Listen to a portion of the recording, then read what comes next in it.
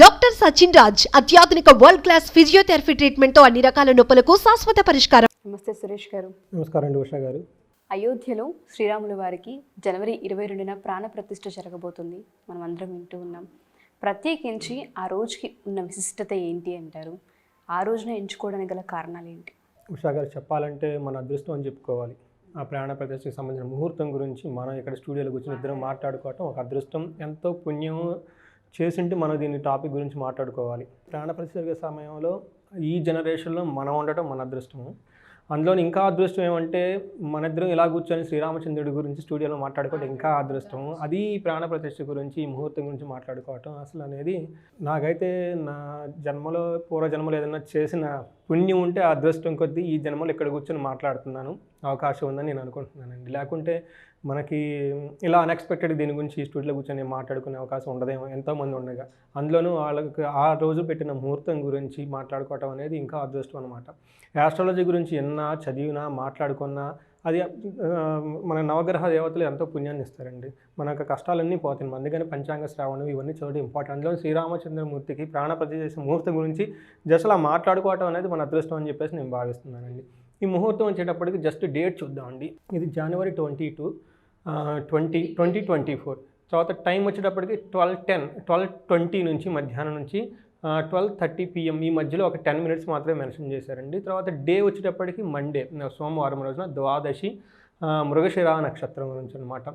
ఇది పుష్యమాసం ఈ రోజు నుంచి స్టార్ట్ అయినప్పటికీ పుష్యమాసం నడుస్తూ ఉంటుందంట. శ్రీ శుభకృత్ నామ సంవత్సరము ఉత్తరాయణంలో జరుగుతుంది. ఇది పంచాంగకు సంబంధించిన ముహూర్తం అనమాట.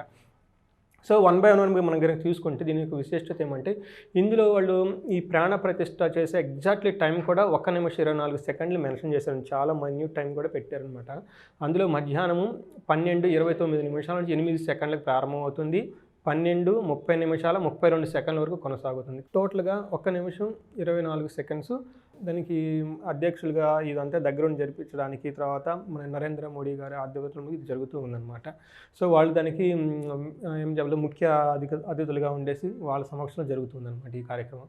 తర్వాత దీంట్లో వచ్చేటప్పటికి ఉత్తరాయణంలో జరుగుతుందన్నమాట. ఉత్తరాయణంలో సంబంధించి మనకి ప్రాణ ప్రతిష్టలు కానివ్వండి, వివాహాలకు కానివ్వండి, ఉపనయనాలకి చాలా ఉత్తమమైన పీరియడ్ అని చెప్పేసి, ఇది ఆగస్టు సంక్రాంతి పండుగ తర్వాతే వస్తుంది కాబట్టి ఇది అందులో ఉన్నట్టు ఒక మంచి విశిష్టత.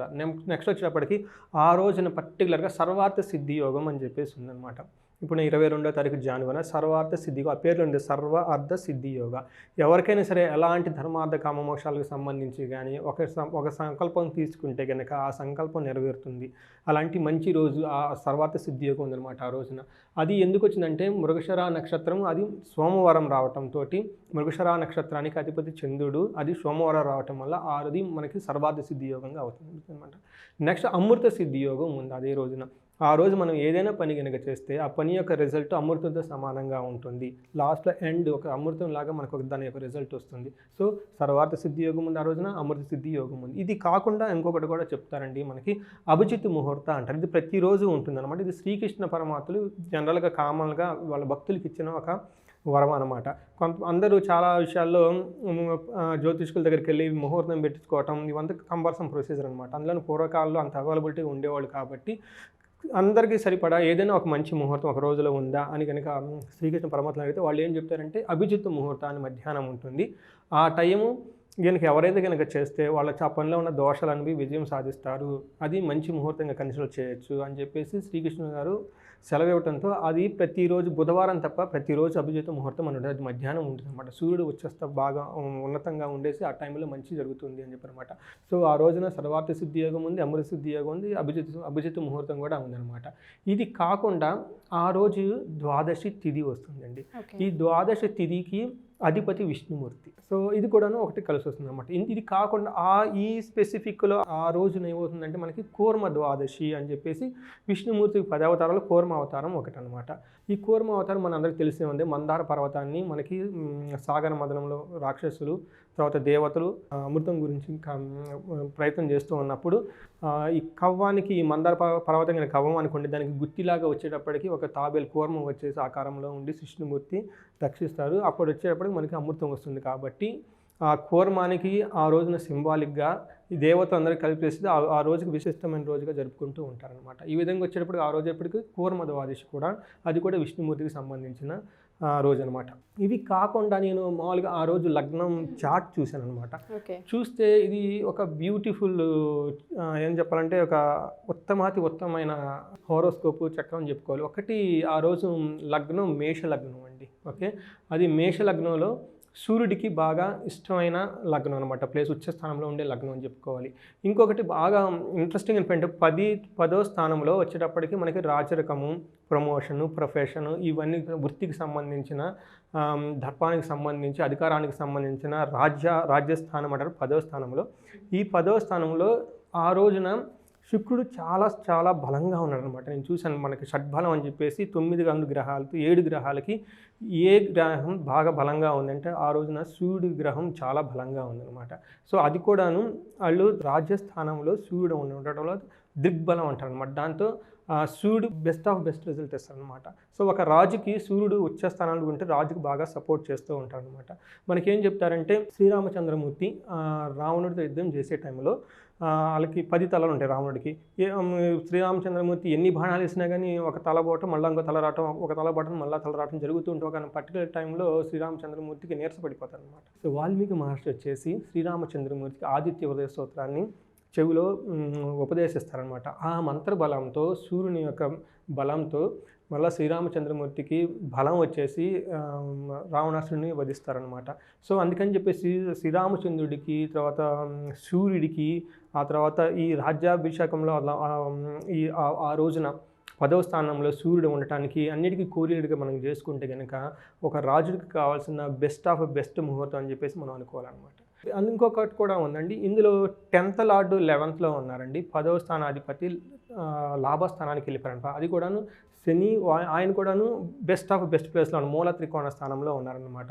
ఈ విధంగా చూసుకుంటే మూన్ వచ్చేటప్పటికి ఉచ్చ స్థానంలో ఉన్నారు. మైండ్ చాలా బాగుంటుంది, తర్వాత అంటే సుభిక్షంగా ఉంటుంది, తల్లిలాగా ఒక ప్రొటెక్టివ్గా ఉంటుందని చెప్పాలి. నెక్స్ట్ వచ్చేటప్పుడు సూర్యుడు వచ్చేటప్పుడు 10th హౌస్లో మంచి స్ట్రాంగ్గా ఉండటం వల్ల రాజుకు కావాల్సిన అధికారము, దర్పము, తర్వాత వచ్చేటప్పటికి ఆరోగ్యము, ప్రజల సుభిక్షత అంతా బాగుంటుందని చెప్పుకోవాలి.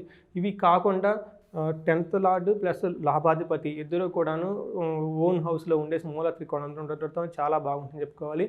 ఇంకా మిగతా 3 ప్లానెట్స్ ఉన్నాయండి. అవి భాగ్యస్థానంలో ఉన్నాయన్నమాట. భాగ్యస్థానంలో ఏ గ్రహం ఉన్నా కానీ అవి మంచి చేస్తాయి అని చెప్పేసి ఆస్ట్రాలజికల్గా ఒక ఫండమెంటల్ రూల్ అనమాట.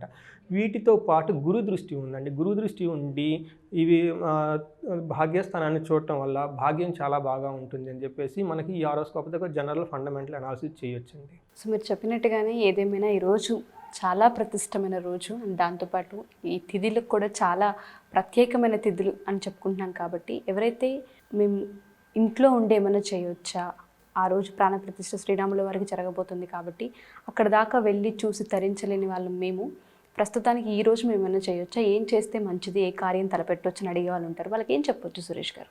ఇది నాకు కూడా పర్సనల్గా నేను కూడా ఏం చేయాలి అని క్వశ్చన్ అనమాట. మనందరం కూడా ఏం చేయాలి? జనరల్గా ఈ అక్షంతలు అందరికీ పంచుతూ ఉన్నారండి. అక్షంతలు కనుక వాళ్ళ దగ్గర కనుక ఉంచుకొని ఉంటే ఆ రోజున ఆ అక్షంతలు వాళ్ళు కనుక మన జనరల్గా సర్వార్థ సిద్ధి యోగం ఉన్నప్పుడు ఏం చేస్తారంటే ఆస్ట్రాలజికల్గా ఆ రోజు మనం ఒక సంకల్పం తీసుకొని ఉదయాన్నే స్నానం చేసి ఓకే మంచి బట్టలు ధరించి దేవుడికి దండం పెట్టుకొని ఇష్టదైవాన్ని, కులదైవాన్ని అందరిని దండం పెట్టుకొని మనం కనుక టెంపుల్కి వెళ్ళి నేను ఈ పని చేస్తున్నాను అని కనుక ఆ పని కనుక స్టార్ట్ చేస్తే సర్వార్థ సిద్ధి యోగంలో సర్వార్థం వస్తుందని చెప్పేసి జనరల్గా మేము సజెస్ట్ చేస్తాం అనమాట.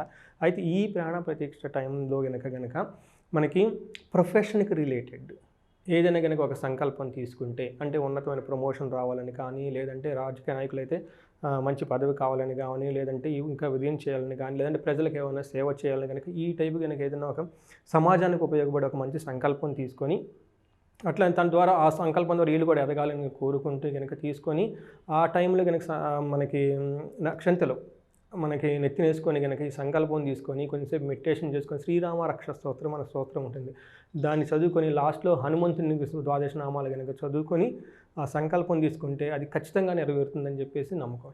Thank you so much sir. చాలామందికి హెల్ప్ అవుతూ ఉంటుంది. అండ్ ఈ వీడియో ఎంతోమంది అసలు ఎందుకు ఏంటి ముహూర్త బలం ఏంటని తెలుసుకునే వాళ్ళందరికీ కూడా ఈ వీడియో హెల్ప్ అవుతూ ఉంటుంది. Thank you so much. శ్రీరాముల వారి గురించి మీరు చెప్పినట్టుగానే ఈ వీడియో చేయడం మన అదృష్టం. ఇంకొకటి కూడా ఏం చెప్పారంటేనండి, నేను రీసెంట్గా ఉంటున్నాను ఈ సిజేరియన్ చేసుకోవడానికి, తర్వాత డెలివరీ, బేబీస్ ఇవంతా ఆ రోజున ముహూర్తం ఎలా ఉంటుందని చెప్పేసి అడుగుతూ నా ఫోన్ కాల్స్ కూడా వస్తున్నాయండి. సో నేనైతే ఇది బెస్ట్ ఆఫ్ బెస్ట్ ముహూర్తం అని నేను చెప్తారండి. ఇంకా అంతకుమించి దొరకదండి చూడండి. అసలు అది అంత అదృష్టం అండి ఆ రోజు కనుక చేస్తే. ఆ రోజు సిజేరియన్ కానీ వండింగ్ ప్లాన్ చేసుకుంటే కనుక బెస్ట్ ముహూర్తంలో అసలు మహారాజులు పుట్టేస్తారండి వాళ్ళకి. Thank you sir. Thank you so much. Thank you అండి ఉషా గారు.